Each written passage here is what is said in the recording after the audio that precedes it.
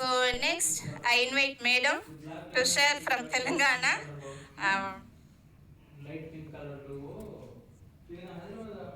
Sakru boy.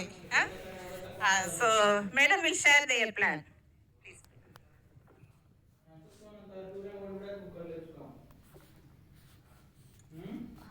నమస్కారం అందరికీ.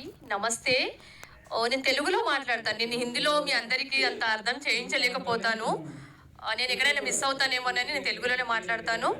Sorry, ఏమనుకోవద్దు. ఒకవేళ ఏమన్నా డౌట్ ఉంటే అడగచ్చు, నేను హిందీలో చెప్తాను. ఓకేనా? సో నా పేరు సాక్రుబాయి, జీవనాధార్ సొసైటీలో డైరెక్టర్గా ఉన్నాను. జీవనాధార్ సొసైటీ గత 6 సంవత్సరాల నుంచి వర్క్ చేస్తుంది తెలంగాణలో. బట్ నేను 16 సంవత్సరాల నుంచి ఎన్జిఓ సెక్టర్లో ఉన్నాను, వాలంటరీగా వర్క్ చేస్తున్నాను. సో ఈ ఎన్జిఓలో దాదాపు డాక్టర్, ప్రొఫెసర్లు అందరం ఉన్నాము బోర్డ్ మెంబర్స్గా. సో మేము గత 6 సంవత్సరాల నుంచి మేము చేస్తున్న దాంట్లో అయితే ఓన్గా మా బడ్జెట్తోనే మేము వర్క్ చేయడం అనేది జరుగుతూ ఉంది. సో దీంట్లో మాకెవరు ఎలాంటి సపోర్ట్ చేయలేరు, కానీ మేము కెరీర్ గైడెన్స్ మీద అయితే చాలా చేస్తున్నాం సార్. ఇదైతే మంజునాథ్ గారు అయితే మాకు సపోర్ట్ చేయాలి, ఎందుకంటే కెరీర్ గైడెన్స్ మీద అయితే ట్రైబల్ పిల్లలకైతే చాలా అవసరం సార్. సో ఏ వేలో వెళ్ళాలి, ఎక్కడ వెళ్ళాలి అనేది అయితే తెలియట్లేదు. మేము అలా చెప్పగలుగుతున్నాము, కానీ నిజానికి ఇప్పటి వరకు మేము అంటే ఏదో ఫండ్ని ఆశించి చేయట్లేదు. కానీ ఇంత సిఎస్ఆర్ అవకాశం ఉన్నప్పుడు మాకు కూడా వస్తే బాగుంటుందని మేము అలా చాలా కంపెనీస్కి అప్లై కూడా చేశాము. బట్ వాళ్ళు ఇస్తామంటున్నారు. 3 times 4 times ప్రజెంటేషన్ అయింది, ఓకే చెప్పారు. మళ్ళీ అసలు అలా ఎందుకు జరుగుతుంది అనేది కూడా మాకు ఏమీ తెలియట్లేదు.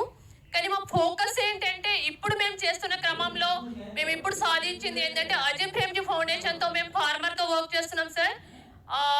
75 acres లో మేము ఫార్మర్స్తో చిన్నగా స్టార్ట్ చేసాము. అజిమ్ ప్రేమ్జీ ఫౌండేషన్ నుంచి ఫార్మర్స్తో మిల్లెట్స్ మీద ఆర్గానిక్ ఫార్మింగ్ చేస్తున్నాము. అది మహబూబాబాద్ డిస్టిక్లో అండ్ ఆదిలాబాద్ డిస్టిక్లో మేము చేస్తున్నాం ఫార్మర్స్తో. సో దీంట్లో మేము ఫోకస్గా చేసేది మిల్లెట్స్ జైరాబాద్ తెలంగాణలో మీకు ఎట్లయితే ఉందో పూర్వ వైభవం రావడానికి ఫోకస్గా వాళ్ళు వేసి రైతులు అవి తినేలాగా మేము బిజినెస్ మోడ్లో వెళ్ళలేము ఇప్పుడైతే ప్రస్తుతము. సో అది ఒకటి. అలాగే మేము ఉమెన్ ఎంపవర్మెంట్, జెండర్, ఓకేనా, అడల్సెంట్ ఏజ్ గ్రూప్లో మాత్రము సెక్సువల్ అబ్యూస్ చాలా జరుగుతూ ఉన్నాయి. సో మేము కాలేజ్లలో, హాస్టల్స్లలో, స్కూళ్ళలో మేము అవేర్నెస్ చేయడం అనేది జరుగుతుంది.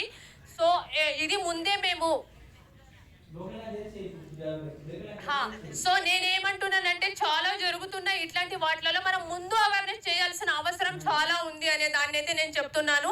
ఎందుకనంటే జరిగిన తర్వాత రాస్తారోకలు, రోడ్డు మీద వెళ్ళడము, న్యూస్లో రావడం అనే ఒక 10 days జరుగుతుంది. కానీ పిల్లలకి నేర్పించేటప్పుడు పేరెంట్స్ రోల్ ఏముంటుంది, కమ్యూనిటీ రోల్ ఏముంటుంది? సో అది మన ఎన్జిఓగా నిజానికి మనం గవర్నమెంట్కి మనం అగెనిస్ట్ కాదు, కానీ మనం ఆ విధంగా మనం పనిచేయాల్సిన అవసరం ఉంది అన్న విషయాన్ని అయితే నేను చక్కగా చెప్పగలుగుతున్నాను. అలాగే మేము ఎన్వైరన్మెంట్ మీద కూడా వర్క్ చేస్తున్నాము. సో దాంట్లో ప్లాస్టిక్ని నిజానికి బ్యాన్ చేయాలి, ప్లాస్టిక్ వాడకూడదు అనేది. స్త్రీలు ఎక్కువ వాటర్ వాడుతూ ఉంటారు, సో అది కొంచెం కంట్రోల్లో చేయాలి అనేది. అలాగే జల్ శక్తి అభియాన్ తెలంగాణలో చాలా ఇది చేశారు. సో డిపార్ట్మెంట్ వాళ్ళు మమ్మల్ని సపోర్ట్ చేసినప్పుడు కూడా మేము గవర్నమెంట్కి చాలా సపోర్ట్ చేశాం సార్. సో మేము గవర్నమెంట్తో ప్రతి దాంతో కన్వర్జెన్స్ అయ్యి వాళ్ళతో కొలాబరేషన్ అయ్యి మేము వర్క్ చేస్తున్నాము. అలాగే మేము